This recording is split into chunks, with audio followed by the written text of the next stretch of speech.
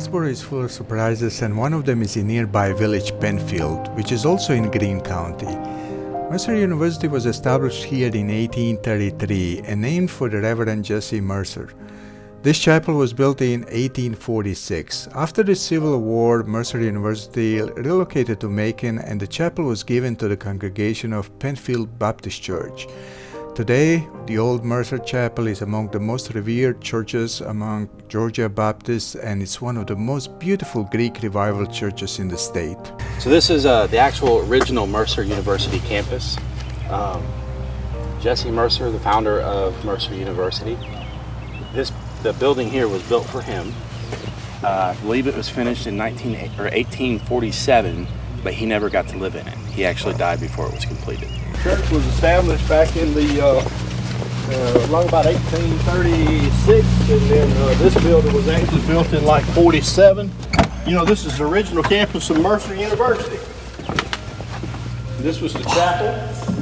That was the president's home, and there was another building right out here, and that was educational building, two-story building. Regrettably, we lost that in 1976.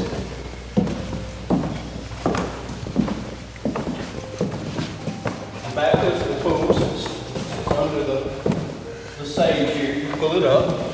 So is all this original? This is. Most everything in the building, with the exception of the roof. The roof was redone several years ago. Can you tell me why the divider is here? Women and men, maybe? Men and women. There you go. It was actually this Bible was probably from about the 1880s, 1890s. Okay. One of the pastors that formerly pastored this church, actually, this is his Bible. So, okay. As you can see, the Bible's in really bad shape. We don't recommend it, opening it up or touching it, turning any pages. But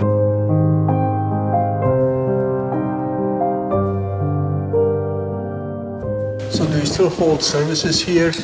every Sunday morning. Every Sunday morning? Yep. How 11 o'clock. How many people show up? It's a small congregation. We range from about 10 to about 20 on average Sunday, so Okay. pretty small congregation. But a great group of people. Yes, it's beautiful. Thank you for showing me Absolutely. this. I really appreciate it. Just a short distance away is Penfield Cemetery, where many people who lived in this village are buried, including the founders of the Mercer Institute and many pastors that served in the old chapel.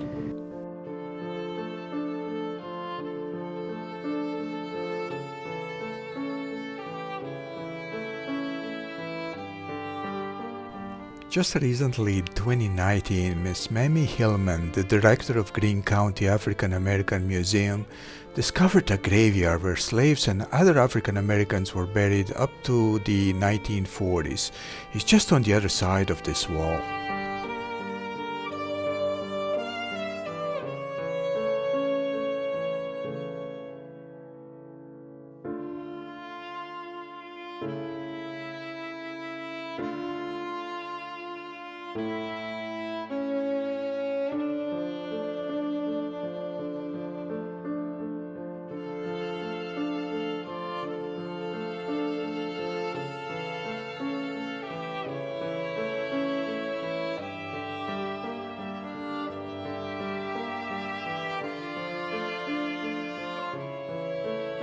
I'm deeply touched with this place.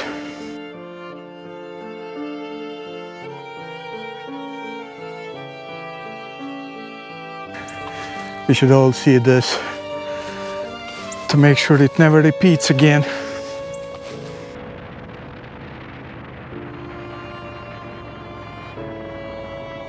house was built in 1924 and belonged to Dr. Calvin Melvin Baber, a leader in the Greensboro Black community. He practiced medicine in Greene County for almost 25 years. Before settling in Greensboro, he studied medicine at Talladega College and later attended Meharry Medical College, the first four-year black medical school in the South. Dr. Baber's office was located in downtown Greensboro. Home of Dr. Calvin Melvin Baber, who was Greene County's second African-American physician from 1921 to 1945. And we have repurposed it as the Greene County African American Museum. We're located at 1415 Northeast Street in Greensboro, Georgia. And we're just so elated, we're just so honored, and we celebrate those that contributed to where we are today. And this space is dedicated to our first African American representative, Abraham Colby, who served in the Georgia legislature in 1868. And this is his space, and we are constantly discovering new things about Representative Colby every day. And he was born in 1820 in Penfield, Georgia. Okay. Enslaved. And we don't know when he died or where he died, where he was buried. Well, we just got an article that he died on a train coming back to Greensboro Okay. in 1874. Okay. But that has not been confirmed because we haven't found a death certificate. This space, this is one of our large projects that we are undertaking to pay tribute and honor the original 33 blacks who were officially elected to the Georgia legislature in 1868, because they didn't get a do-over. They was mistreated, they was expelled because of color in 1868.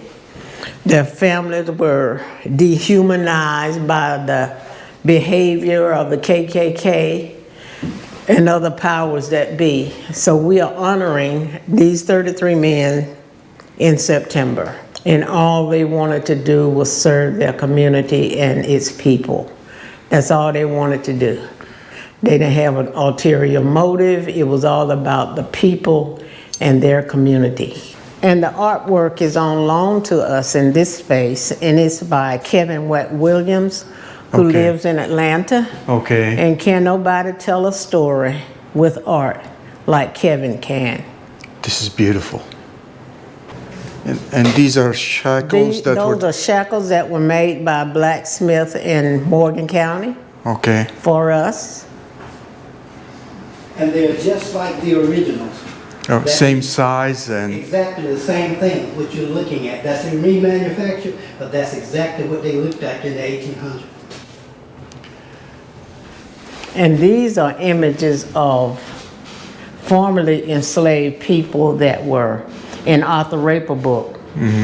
And so we are finding them, and we are making copies and framing them and identifying them. okay. And these pictures are also available on your website, right? They are. Mine, this little light of mine, I'm gonna let it shine.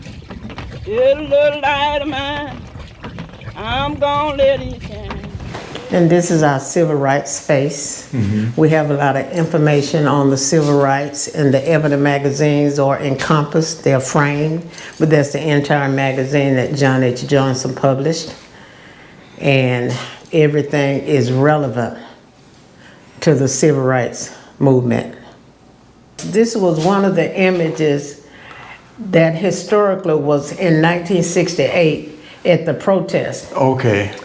And he has 3/5 in the corner up there, which America considered black men 3/5 of a man. And he put the date, the year, and that image of the little blood, because a lot of blood was shed back then. Yeah. A lot of people were killed and maimed. It's often said that some gave all, and those men gave everything right there. Yes. 1960s, they gave everything. This is the narrative, the Western narrative of African Americans. You have Stagecoach Mary, who was the first African American female who worked for the Postal Service. You have over here Bill Pickett, who was a well-known rodeo rider. And you have Nat Love.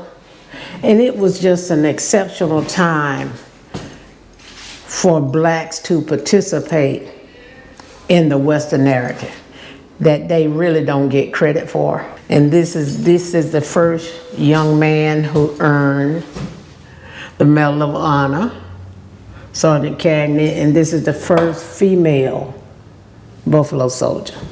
She went in pretending to be a man. Okay. and she took ill, so the cat was out the bag then. And can you tell me a little bit about the Penfield Cemetery? Did you actually find that cemetery? We did. Several years I would go out, be looking for enslaved graves where former slaves were buried. Couldn't find it. Went to that cemetery many times, but I never thought to look over the wall. And when I looked over the wall, it pricked my heart because I felt that they were not honored in life nor death, and they still are not honored. And they need to be acknowledged because they was human, they were beloved, they had families, and they deserve that. Yes, definitely. I was surprised I didn't find any bones, human bones. It's so unkept. And so who cleaned it up? That was an initiative. We began cleaning it up. We have an initiative every October. Okay. We have a celebration. And Mercer, some of the people at Mercer has been beneficial in assisting with the cleanup. They have started, I guess, X-raying the graves and everything. And they did open up the wall, because they were the one that encompassed that and built that wall. And they opened up a section that you could walk through instead of climbing over the wall. Yeah. Yes. So is the plan to mark every grave and cut all the trees down? The plan is to clean it up.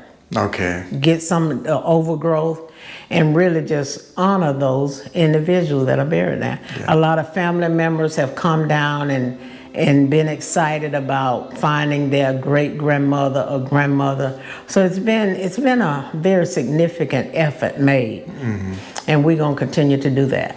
So I hope community will come together and everybody make this community project, right?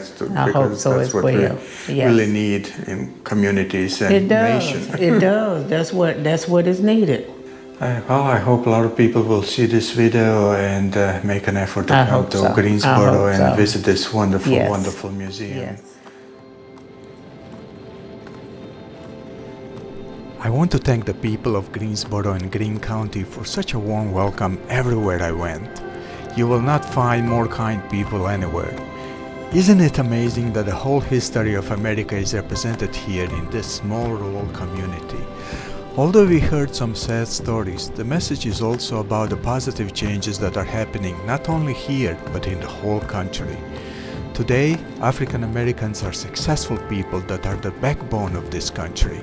That's the strength of America today, diversity. But there's more work left to do. I agree with Mrs. Hillman that we need to learn to celebrate our differences. You see, my dear friend, the more you travel, you realize that people are good and that there is no evil. There's only this fear that makes people do sad things. Thankfully, we had fearless leaders in the past that steered us in the right direction. Today, more than ever, we need leaders like them to stop the senseless violence and wars everywhere.